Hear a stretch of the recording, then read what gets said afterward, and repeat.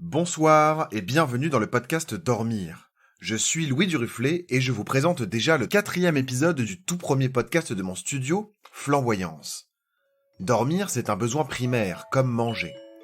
Et de la même manière que les repas, ça n'est pas que manger, se coucher, ça n'est pas que dormir. Et ça fait du bien de s'en parler. Vous allez découvrir ici toutes les 2 semaines le rapport que quelqu'un entretient à son sommeil, sous le format d'une interview. Bonne écoute!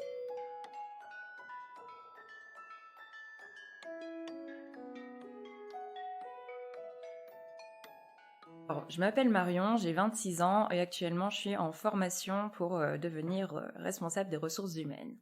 Bonne nageuse, bonne sportive, tout ce que tu veux, mais dormeuse, non vraiment pas. 2 sur 10, je dirais. J'ai beau essayer en fait de me coucher à une heure correcte. Enfin, heure correcte pour moi c'est 22h30 maximum, on va dire avant 23h. Et il peut se passer 3 heures où je regarde le plafond et j'arrive pas à m'endormir. Et après, du coup, en fait, c'est un cercle vicieux parce qu'une fois que tu manques de sommeil, t'es stressé, tu passes une mauvaise journée. Tu passes une mauvaise journée, t'es stressé, tu dors pas.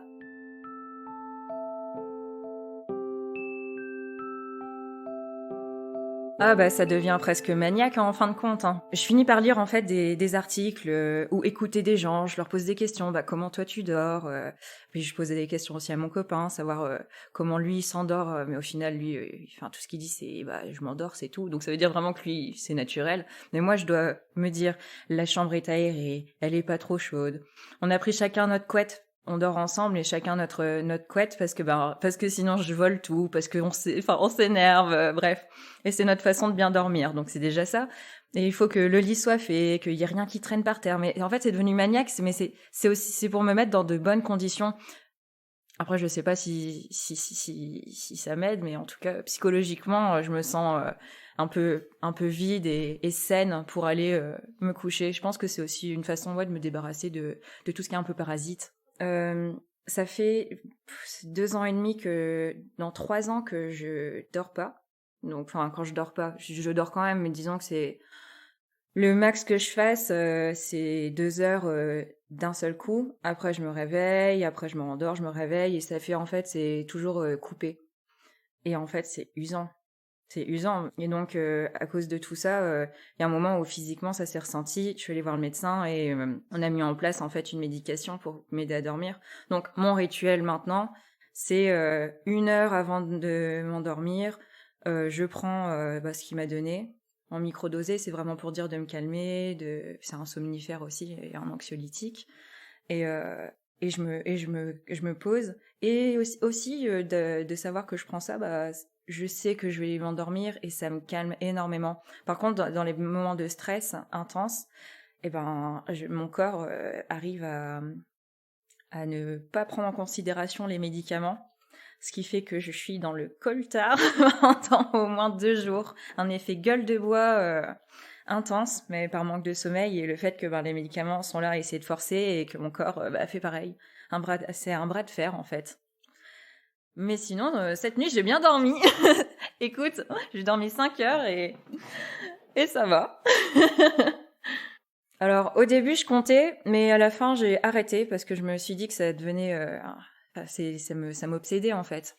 Donc, j'ai arrêté et je me dis juste le matin, bon, est-ce que t'as bien dormi et souvent, je me dis oui ou non, ou bon, tu dormiras mieux la prochaine fois. Et j'essaye du coup vraiment de pas devenir obsédée complètement par le nombre d'heures. Je cherche plus la qualité du sommeil maintenant. Et je fais des exercices de respiration. D'ailleurs, ça m'aide beaucoup. Avant d'aller se coucher. C'est ça, parce que le fait de pas dormir, il y a un moment où moi j'ai l'impression de rester en apnée continuellement. Et j'ai vraiment besoin de prendre une bonne inspiration, bien expirer, et ça me détend complètement les muscles. Et ouais, ça fait du bien, voilà.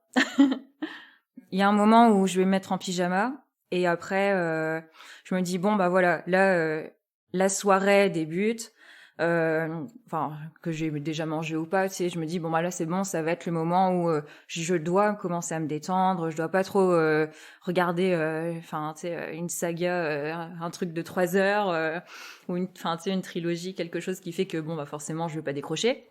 Mais mon avantage c'est que Julien il va se coucher tôt, donc des fois j'essaye d'aller en même temps que lui, comme ça, si je dors pas tout de suite, disons que ça me détend de rester dans ses bras, en fait. C'est rare quand je bois un café. Souvent, je le partage justement avec un ami. Merci. Et sinon, je bois du thé et j'essaye de boire beaucoup d'eau parce que c'est vrai que bizarrement, écoute, si je bois pas correctement, je dors pas bien. Et alors, le pire, c'est quand je bois un verre d'alcool le soir. Ça me donne un peu envie de dormir, mais j'ai le corps qui surchauffe toute la nuit. Et en fait, dès que j'ai un petit peu chaud la nuit, c'est mort, je dors plus. Et alors, si on fait soirée et que j'ai un petit peu trop bu, alors je fais partie des gens qui ne dormiront pas. Ou qui auront envie de dormir, mais dès que je changerai de position, je serai pas bien, j'aurai trop chaud, il y aura rien qui va. Ça m'a rendu pendant un moment complètement asociale parce que c'est vrai que je refusais de sortir boire des verres, mais que ce soit de l'alcool ou un soft, hein, parce que je sais que ça allait dépasser une certaine heure. Et en fait, moi, c'est que je peux me coucher à n'importe quelle heure, je me réveillerai à la même heure que d'habitude. Donc si c'est 5 heures et que je me couche à 4 heures, je me réveillerai à 5 heures. Et donc, il y a beaucoup de fois où j'ai refusé de sortir en disant que j'étais fatiguée ou même en prétextant quelque chose, parce que c'est vrai qu'au bout d'un moment, je me dis, les gens, ils en ont peut-être marre et ils vont pas me comprendre. Ils vont se dire, c'est dans ma tête, mais il y a un moment, c'est physique. Moi, je ne peux pas. Je veux dire, je suis arrivée à un point où, à minuit, il m'arrive naturellement d'être fatiguée, encore heureux. Mais bien souvent, c'est quand je passe du bon temps avec les copains. Donc je suis assez réticente. Et je dois dire que le couvre-feu, c'était pas mal parce que ça t'obligeait à rentrer pas trop tard. Du coup, je pouvais tout conjuguer. D'un côté, enfin, ce qui est normal, on va dire, c'est que quand je suis stressée, je vais avoir du mal à dormir. Mais ce qui est bizarre, c'est que le lendemain, j'ai énormément d'énergie. Ce qui, sur les jours suivants, me fatigue énormément parce qu'en fait, je pense qu'il y a un mode de survie qui s'enclenche et, euh, et après, il se passe des semaines après où je suis entre 8 et 9 de tension. Parce que c'est usant, c'est...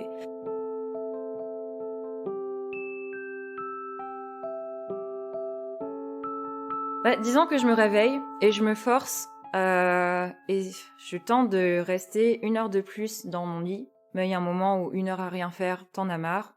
Donc je me lève. Un jour, mon réveil n'a pas sonné. Et ça m'a choquée. Parce que du coup, il me restait 20 minutes pour me préparer et partir au travail. Alors, heureusement que je suis rapide et que j'avais préparé la veille.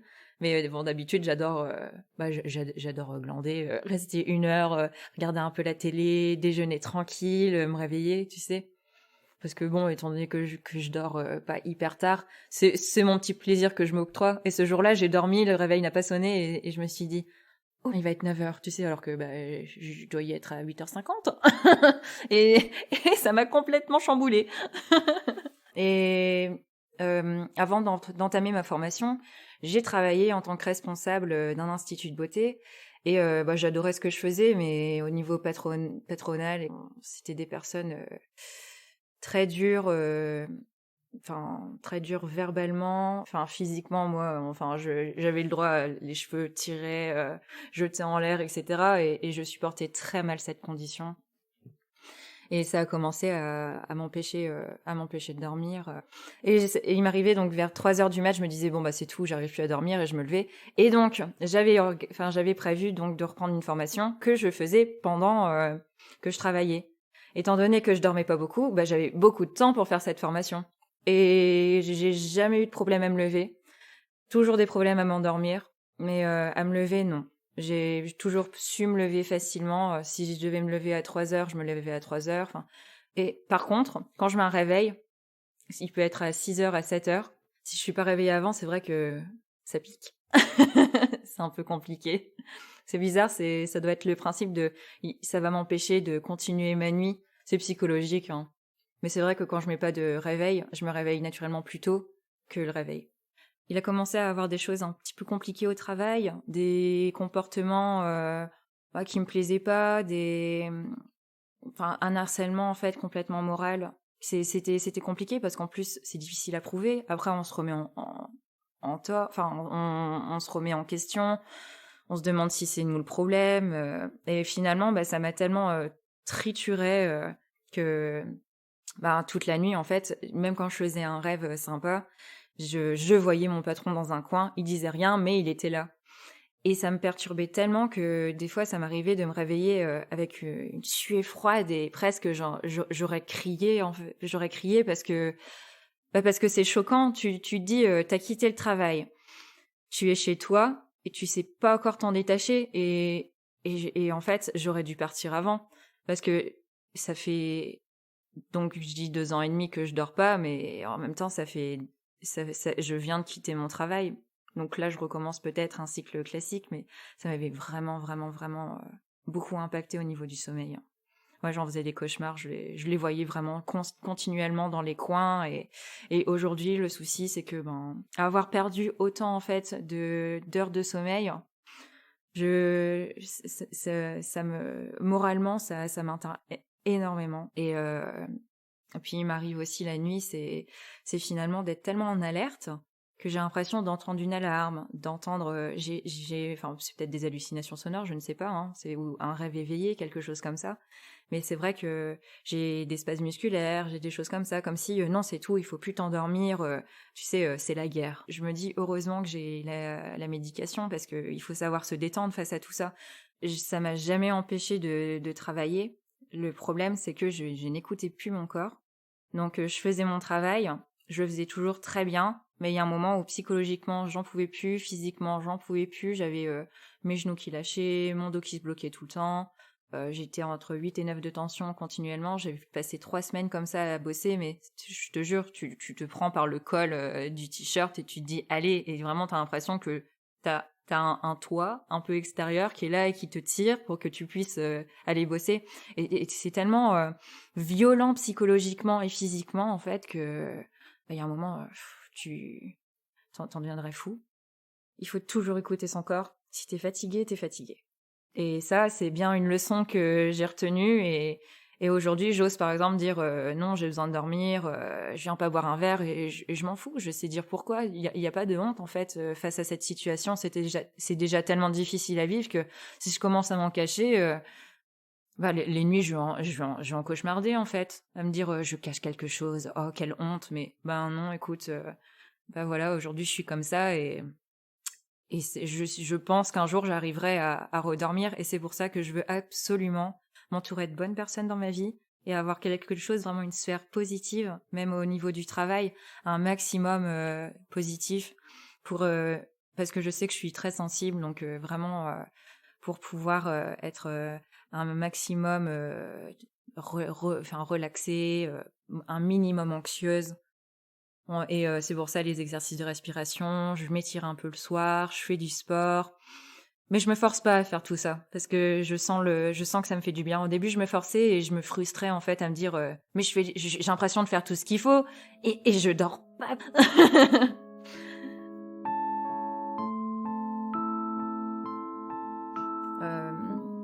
C'est vrai que t'as toujours beaucoup de documentaires où ils disent il faut 8 heures, ou pour un adulte, ou pour un ado, ou pour un enfant, ou ceci, ou cela, il faut faire ça. Mais finalement, il y a quoi qui est pas dicté On te dit aussi comment manger. Et tous les jours, on te dit 5 fruits et légumes par jour, on te dit ceci, on te dit cela.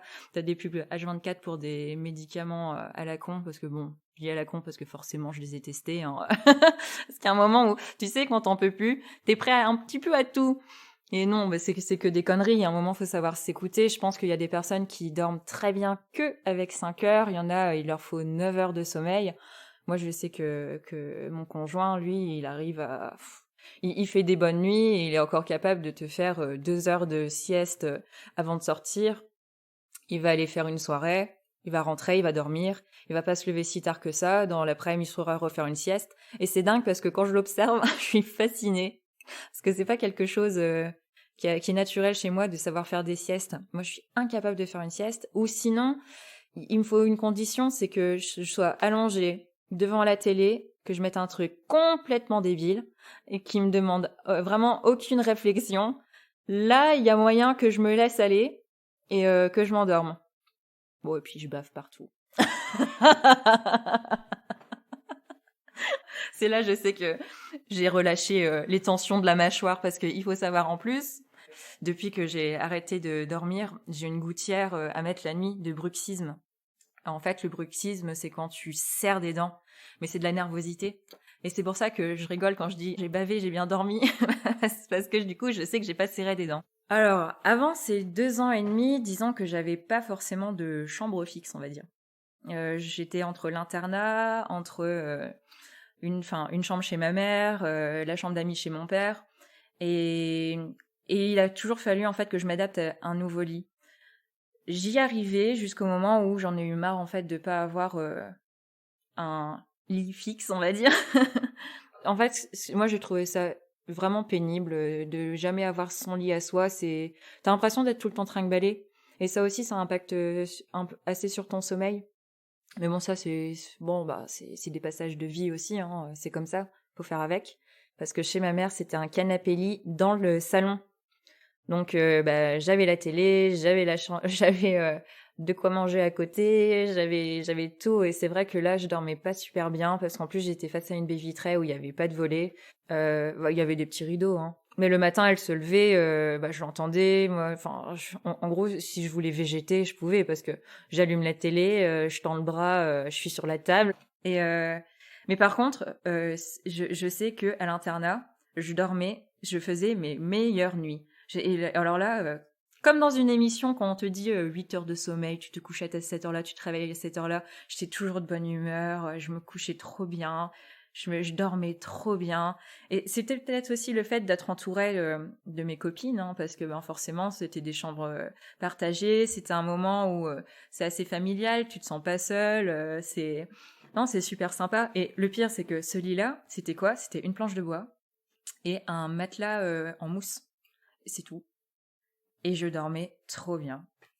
Donc je pense qu'il y a vraiment il me faut tout un écosystème, on va dire, autour de moi. Toutes mes copines, venez m'aider à dormir, bercez-moi les filles.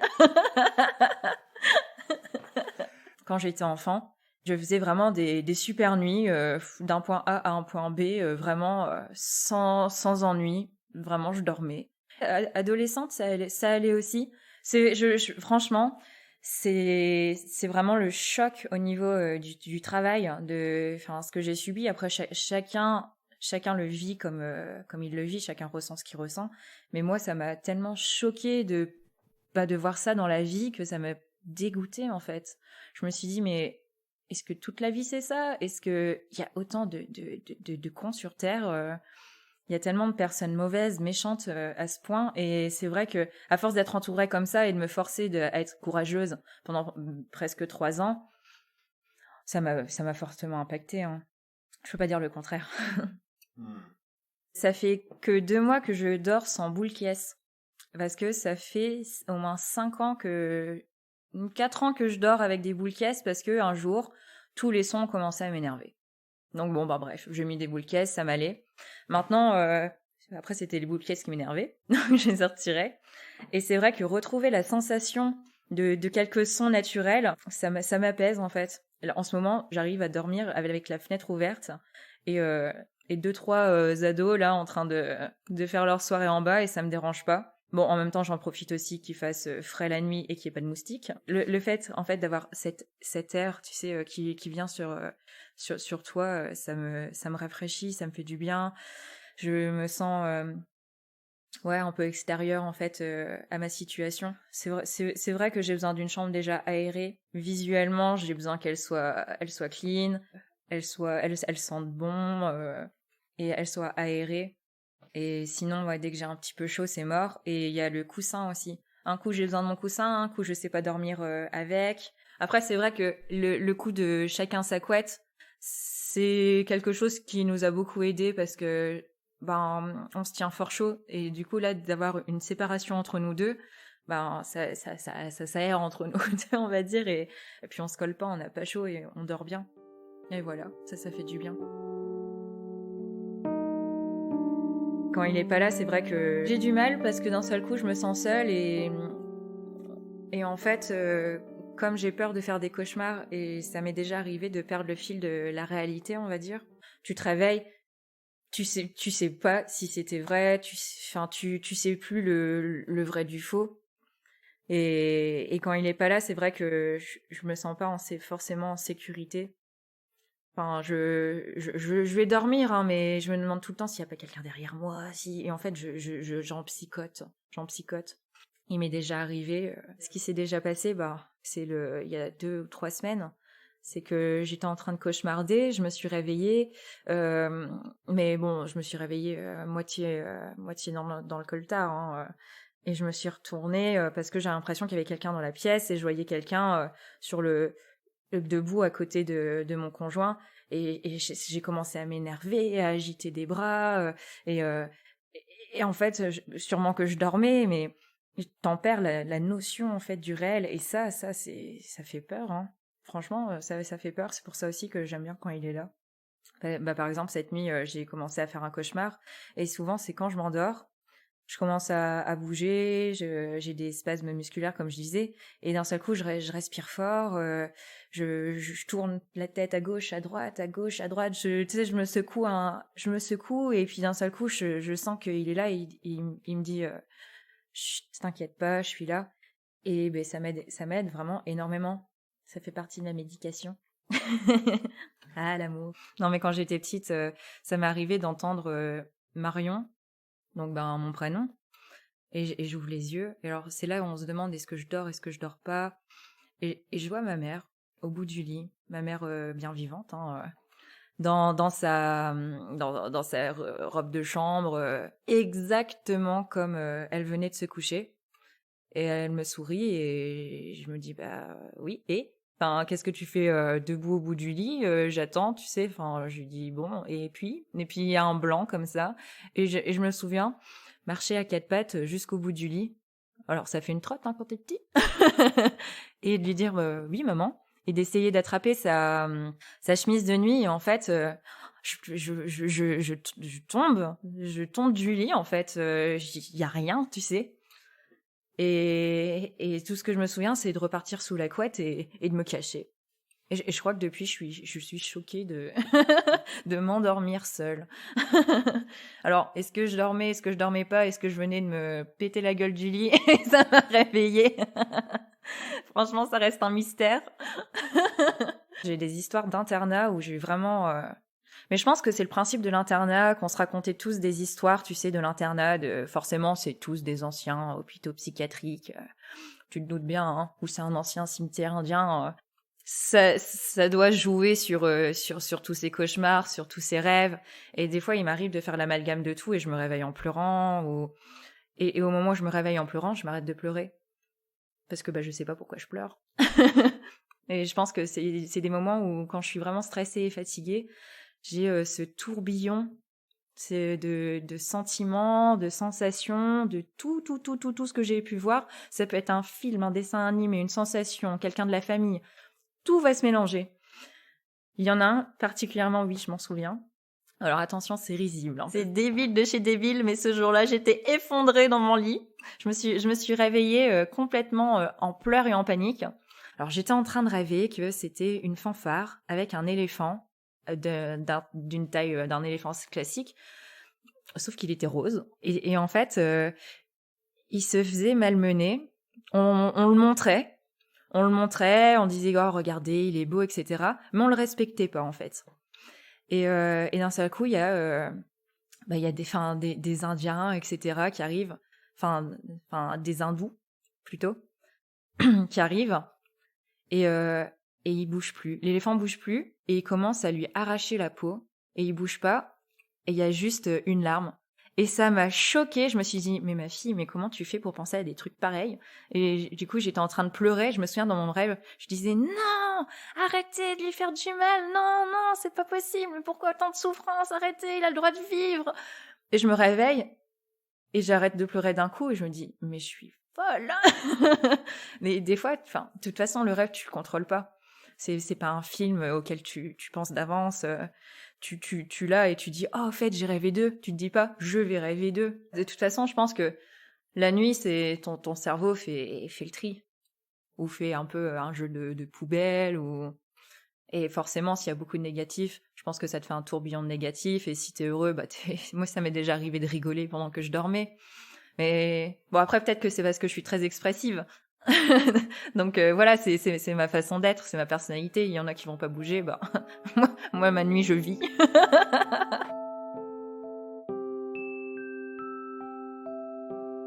J'ai commencé à faire quelques séances de sophrologie et il y a tout un système de respiration, de travail sur toi. Et par exemple, hier, j'y suis allée et à chaque étape, je piquais du nez. Je m'endormais sur ma chaise. Je devais secouer la tête pour me redresser, mais en fait, c'est dès que tu me fais fermer les yeux et respirer, bah écoute, si je me sens bien avec toi et dans la pièce, je vais m'endormir. Il y en a, ils savent s'asseoir à leur bureau et fermer les yeux et ça leur suffit. Toi, tu sais faire une sieste de 20 minutes. Julien, 2 heures. Bah moi, je sais m'endormir pendant que je respire sur une chaise. Je sais me lever facilement, mais il faut se dire qu'à partir de 14 heures, moi j'ai envie de dormir en fait. Mais je dormirai pas parce que ça c'est devenu un stress. Je me dis que dormir tout de suite, je dormirai pas la nuit parce que forcément j'ai déjà essayé, fait l'expérience. Et puis le truc, c'est que dès que alors, il me faut un certain temps pour que je m'endorme, il me faut 15-20 minutes quand je suis vraiment fatiguée. Et souvent, bah, je me réveille 1 heure et demie après. Mais alors, je suis trop bien, hein. Mais je suis trop bien pour me rendormir pour la nuit. Et je sais que je m'endormirai pas avant 2 heures du mat pour 2 heures, en fait. C'est aussi pour ça que finalement, je m'empêche de faire des siestes et je sais pas si c'est bon, hein, mais voilà. On parle d'un esprit sain dans un corps sain, mais c'est bien vrai, c'est bien vrai. Ouais, quand je pars en vacances, ça s'améliore. Je pense que je dors quand même beaucoup mieux, c'est beaucoup plus stable. Je me réveille moins en fait. C'est vraiment, je me sens dépaysée, je peux respirer, je suis un peu loin de tout, c'est comme un renouveau. Et mon corps le sent, mon esprit le sent, je me sens bien et je m'empêche pas de dormir, ça c'est clair. Et ça m'arrive de dormir, attention, jusqu'à 9 heures. Mais par contre, ça me rappelle, alors il y a quelques années, je suis partie aux États-Unis et il y avait un sacré décalage. Décalage de 11 heures, quelque chose comme ça. Et je me souviens que quand je suis arrivée là-bas, j'ai pris 4 jours à m'en remettre, à savoir refaire mon sommeil. Par contre, à l'inverse, quand je suis rentrée chez moi, j'ai dormi 13 heures. 13 heures, vraiment, je me suis couchée à minuit parce que forcément, j'avais du mal à me coucher parce que quand t'as 11 heures de décalage, minuit, tu sais, c'est un petit peu compliqué. Et donc, je me suis couchée à minuit, je me suis réveillée à 13 heures pile. Et alors là, mais j'étais fière. Et ce jour-là, pourtant, je n'aime pas rater un peu ma matinée. Je me suis dit, oh mais rien à faire. Je suis trop contente, ma journée sera courte, je m'en fous. J'ai dormi 13 heures. C'est presque, j'allais le mettre dans mon palmarès.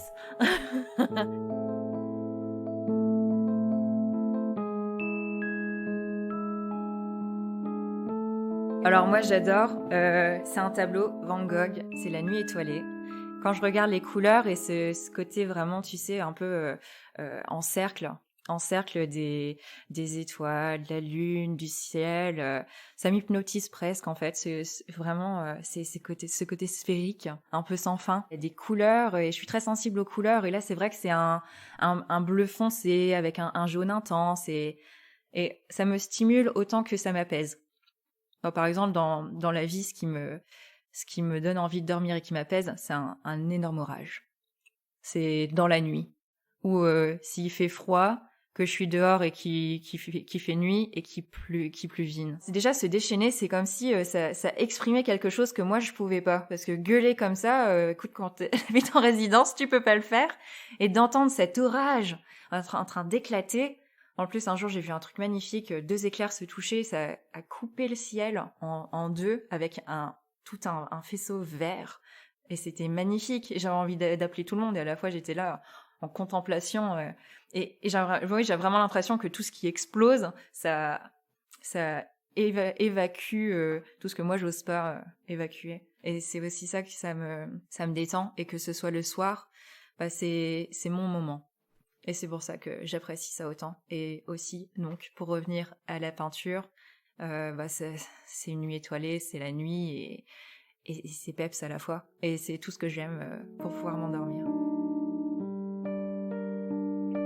Coucou, c'est Louis à nouveau. Merci pour l'écoute de cette émission et surtout je dis un grand merci à Marion d'avoir accepté de nous raconter son sommeil et ses difficultés qu'elle a connues au travail. Je suis un peu ému, c'est mon tout premier podcast professionnel, et j'espère qu'il vous a plu. Si vous voulez me soutenir, il n'y a rien de plus simple. Je vous invite à laisser une note et un commentaire sur votre application de podcast. Ça n'a l'air de rien, mais ça me permet de bénéficier d'une plus grande visibilité, et m'apporte donc beaucoup. Vous pouvez retrouver toutes les informations concernant l'émission sur le site du studio, flamboyance.fr, flamboyance au pluriel. N'hésitez pas à m'écrire, je prends toujours un grand plaisir à vous lire. Tous les liens sont sur le site internet ou sur le Facebook de l'émission. Allez, bonne nuit maintenant.